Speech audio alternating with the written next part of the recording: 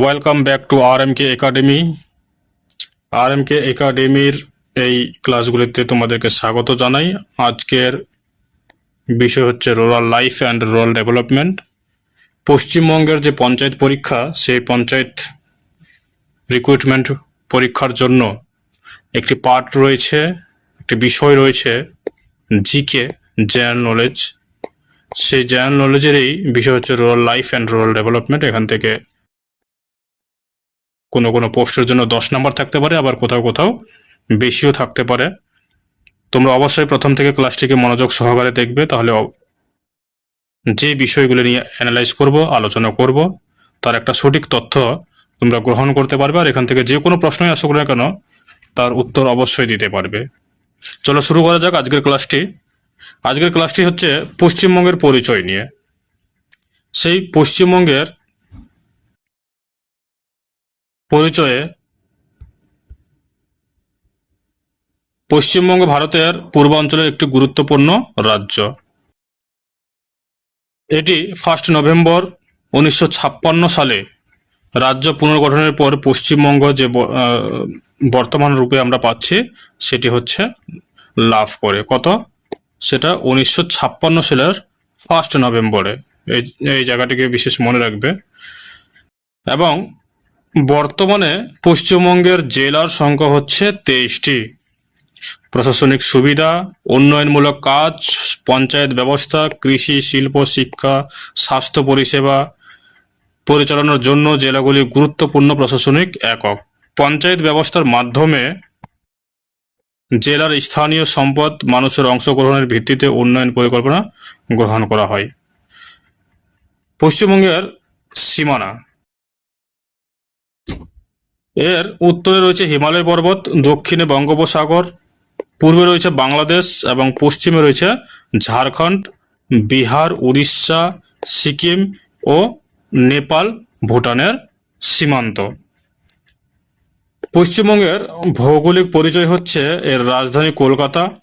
এর মোট আয়তন হচ্ছে 88,752 বর্গ কিমি। আর এর আন্তর্জাতিক সীমানা, এটা মনে রাখবে, বাংলাদেশ, নেপাল ও ভুটান। এর প্রতিবেশী রাজ্যগুলি হচ্ছে বিহার, ঝাড়খণ্ড, উড়িষ্যা, সিকিম ও আসাম। এই জায়গাগুলিকে খুব ভালোভাবে মনে রাখবে। এরপর আসছি পশ্চিমবঙ্গের প্রশাসনিক যে পরিচয়।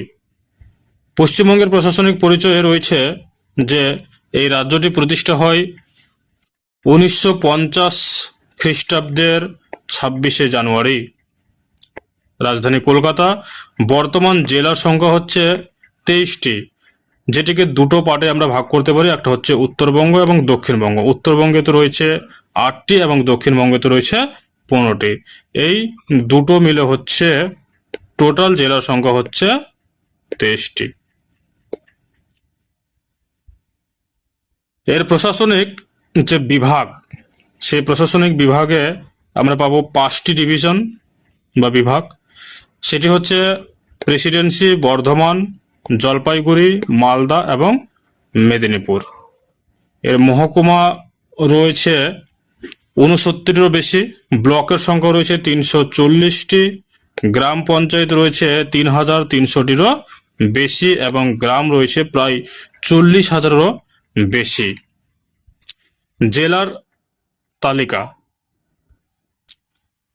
উত্তরবঙ্গে 8টি জেলা রয়েছে। জলপাইগুড়ি বিভাগে রয়েছে দার্জিলিং, কালিম্পং, জলপাইগুড়ি, আলিপুরদুয়ার এবং কোচবিহার।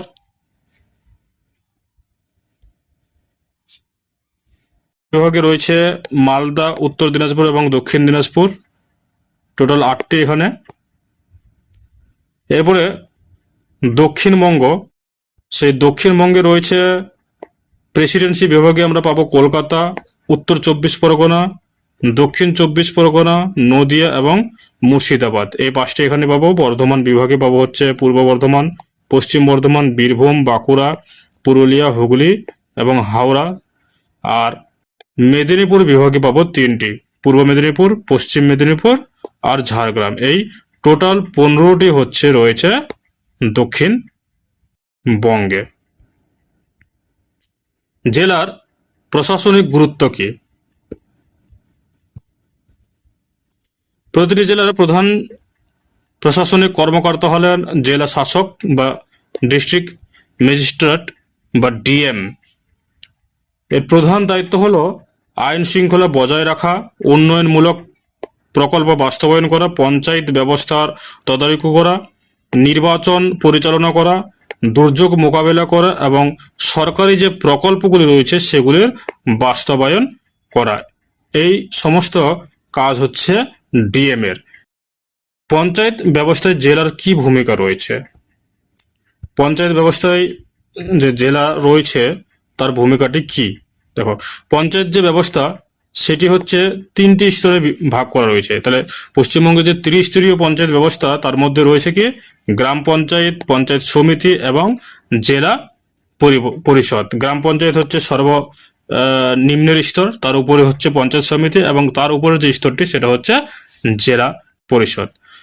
এই জেলা পরিষদে জেলার সর্বোচ্চ পঞ্চায়েত সংস্থা। এখান থেকে সমস্ত যে পারমিশনগুলি সেগুলি হচ্ছে প্রদান করা হয়।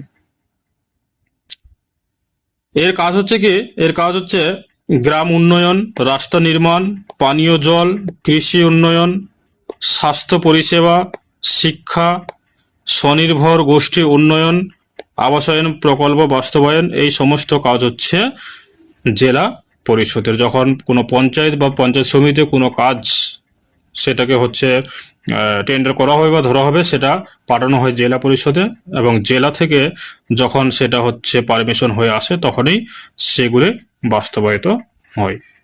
আমরা আসছি এবার পরীক্ষায় বারবার যে প্রশ্নগুলি আসে এবং গুরুত্বপূর্ণ যে তথ্যগুলি সেগুলি নিয়ে আলোচনা করব। বর্তমানে জেলার সংখ্যা হচ্ছে 23টি, এটা জানো সবাই। প্রশাসনিক বিভাগ হচ্ছে 15টি, আলোচনা করলাম একটু আগে। রাজধানী নিয়েও আলোচনা করেছি যে কলকাতা। বৃহত্তম জেলা আয়তনের দিক থেকে হচ্ছে দক্ষিণ 24 পরগনা, এটাকে ভালো করে মনে রাখবে। আর ক্ষুদ্রতম জেলা হচ্ছে কলকাতা, এটাকে কিন্তু ভালো করে মনে রাখতে হবে। ক্ষুদ্রতম জেলা হচ্ছে কলকাতা। সর্বাধিক জনসংখ্যা যে জেলা রয়েছে সেটি হচ্ছে উত্তর 24 পরগনা। সুন্দরবন কোথায় রয়েছে? সুন্দরবন রয়েছে দক্ষিণ 24 পরগনায়। আর দার্জিলিং এর চা যেটাকে বলে সেটা কিন্তু দার্জিলিং থেকেই উৎপন্ন হয়। পরে রয়েছে শস্য ভাণ্ডার। শস্য ভাণ্ডার বলা হয় পূর্ব বর্ধমানকে, আমের জেলা বলা হয় মালদাকে, রেশমের জেলা বলা হয় মুর্শিদাবাদকে, কয়লা ক্ষেত্র পশ্চিম বর্ধমান, এখানেই সব থেকে বেশি কয়লা পাওয়া যায়। আর টেরাকোটা যে মন্দির, এটা মনে রাখবে, টেরাকোটা মন্দিরটাকে বেশ ভালো মতো মনে রাখবে। এই টেরাকোটা মন্দির হচ্ছে বাঁকুড়ার বিষ্ণুপুরে অবস্থিত, বাঁকুড়া জেলার বিষ্ণুপুরে অবস্থিত। পাহাড়ি জেলা, পাহাড়ি জেলা বলা হয় কোনগুলিকে? দার্জিলিং, কালিম্পং, এই জেলাগুলিকে পাহাড়ি জেলা বলা হয়। চা উৎপাদনে বিখ্যাত যে জেলাগুলি সেগুলি হচ্ছে কি কি? দার্জিলিং, জলপাইগুড়ি এবং আলিপুর দুয়ার। পশ্চিমবঙ্গের রাজ্য প্রাণী কি? এই প্রশ্নটা অনেকবার আসে, বিভিন্ন রকম পরীক্ষায় আসে, খুব ভালোভাবে মনে রাখবে। পশ্চিমবঙ্গের রাজ্য প্রাণী হচ্ছে মেছো বিড়াল বা ফিশিং ক্যাট। পশ্চিমবঙ্গের রাজ্য পাখি কি? সাদা গলাযুক্ত মাছরাঙা। পশ্চিমবঙ্গের রাজ্য বৃক্ষ কি? পশ্চিমবঙ্গের রাজ্য বৃক্ষ হচ্ছে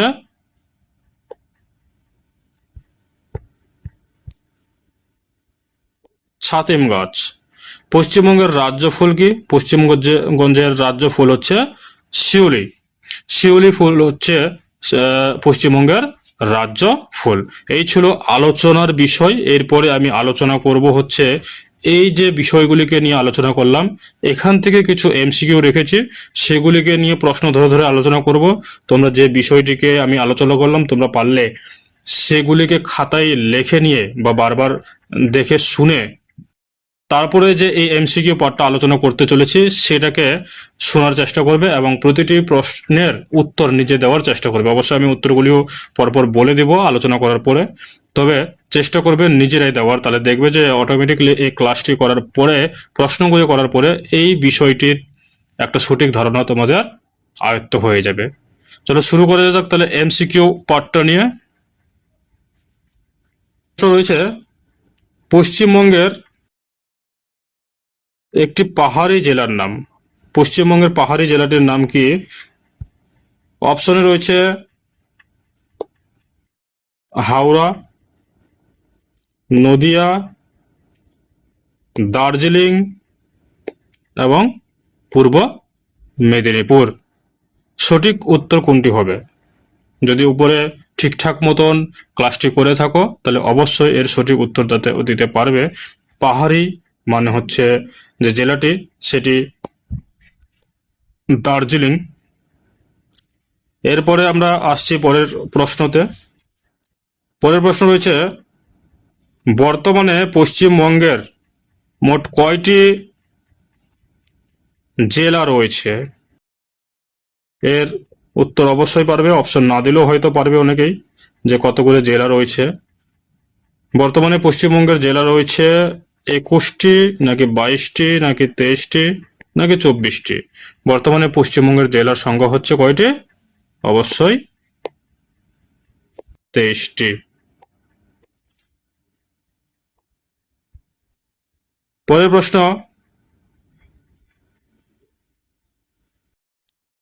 বর্তমানে পশ্চিমবঙ্গে কয়টি প্রশাসনিক বিভাগ রয়েছে?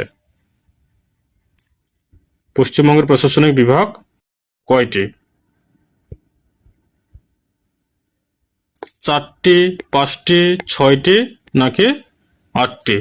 এর সঠিক যেটা উত্তর হবে সেটা হচ্ছে প্রশাসনিক বিভাগ উপরে আমি আলোচনা করেছি 5টি, এবং কি কি বিভাগগুলি রয়েছে সেগুলি নিয়েও আলোচনা করা হয়েছে।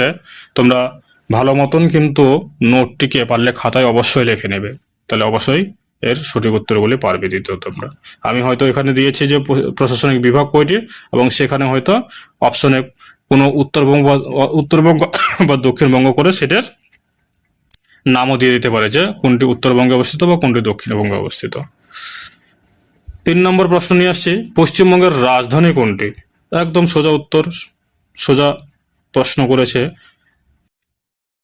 1 নম্বরে রয়েছে শিলিগুড়ি, 2 নম্বরে দুর্গাপুর, কলকাতা নাকি হাওড়া?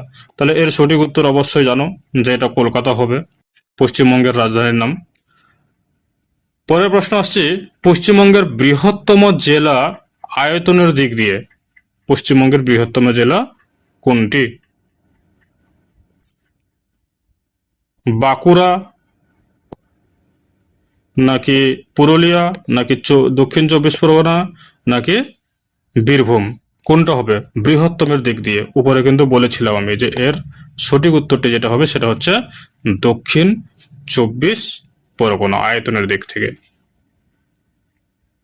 এরপরে আসছি আমি পশ্চিমবঙ্গের ক্ষুদ্রতম জেলা, এটাও আয়তনে, যে পশ্চিমবঙ্গের ক্ষুদ্রতম জেলাটির নাম কি হবে? কলকাতা নাকি হাওড়া নাকি কালিম্পং নাকি নদিয়া? অবশ্যই এর সঠিক উত্তর হচ্ছে কলকাতা। পশ্চিমবঙ্গের ক্ষুদ্রতম জেলা আয়তনের দিক দিয়ে যেটি, সেটি হচ্ছে কলকাতা। পরের প্রশ্ন হচ্ছে পশ্চিমবঙ্গের পাহাড়ি জেলা। পশ্চিমবঙ্গের পাহাড়ি জেলা কোনটি?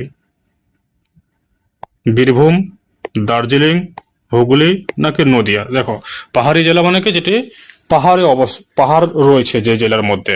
তাহলে এখানে পাহাড় রয়েছে এমন জায়গা অবশ্যই আমরা সবাই জানি, সেটা হবে দার্জিলিং। তাহলে পাহাড়ি জেলা হয়ে গেল দার্জিলিং, যার আলোচনাও আমি এর পূর্বে করেছি। এবার আমরা আসছি 7 নম্বর প্রশ্ন নিয়ে। সুন্দরবনের বৃহত্তম অংশ কোন জেলায় অবস্থিত? সুন্দরবন যে রয়েছে সেই সুন্দরবনটির বৃহত্তম অংশ কোন জেলায় অবস্থিত? সেটা উত্তর 24 পরগনা নাকি দক্ষিণ 24 পরগনা, পূর্ব মেদিনীপুর নাকি হাওড়া? এর সঠিক উত্তরটি হবে দক্ষিণ 24 পরগনা।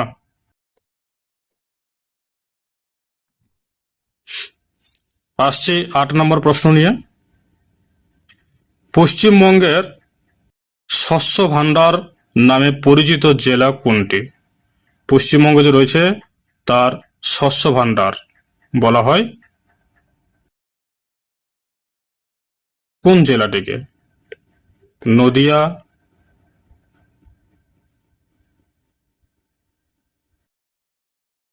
নদিয়া নাকি পূর্ব বর্ধমান, হুগলি নাকি মালদা? কোন জেলাকে বলা হচ্ছে পশ্চিমবঙ্গের শস্য ভাণ্ডার? তোমরা এর সঠিক উত্তরটি কি হবে বলো? এর সঠিক উত্তর যেটা হবে সেটা হচ্ছে পূর্ব বর্ধমান। পরের প্রশ্ন আসছে 9 নম্বর প্রশ্ন। 9 নম্বর প্রশ্ন হচ্ছে আম উৎপাদনের জন্য বিখ্যাত যে জেলা সেই জেলাটি কোনটি? এটা সবারই জানা উচিত যে আম উৎপাদন কোথায় সব থেকে বেশি হয়। মুর্শিদাবাদ হয়, মালদা হয়, নদিয়া হয় নাকি কোচবিহার হয়? এটা সবাই জানো যে আম উৎপাদনে বিখ্যাত হচ্ছে মালদা। পরের প্রশ্ন 10 নম্বর প্রশ্ন, রেশম শিল্পের জন্য বিখ্যাত জেলা কোনটি? রেশম শিল্প তার জন্য যে বিখ্যাত জেলা সেই বিখ্যাত জেলাটির নাম কি? মুর্শিদাবাদ, বাঁকুড়া, বীরভূম নাকি হুগলি? এর সঠিক উত্তর যেটি হবে সেটা হচ্ছে মুর্শিদাবাদ। তাহলে এই যে প্রশ্নগুলি আলোচনা করলাম এগুলির মধ্যে কে কয়টার উত্তর দিতে পারছো অবশ্যই কিন্তু খাতায় লিখবে, তাহলে বুঝতে পারবে যে আমি এতগুলি পারলাম।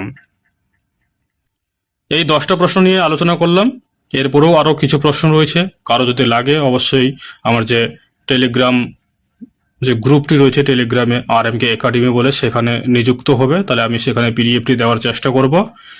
তাহলে পরবর্তী এই চ্যাপ্টার থেকে যে আরো কিছু প্রশ্ন রয়েছে তার প্রশ্ন এবং উত্তরগুলিও তোমরা পাবে। আজকে এইটুকুই, দেখা হচ্ছে পরবর্তী ক্লাসে। তোমরা অবশ্যই সংযুক্ত হয়ে থাকো আমাদের এই RMK একাডেমির সঙ্গে এবং মনোযোগ সহকারে পড়াশোনা করো যাতে তোমরা এইবারেই চাকরিটি নিতে পারো।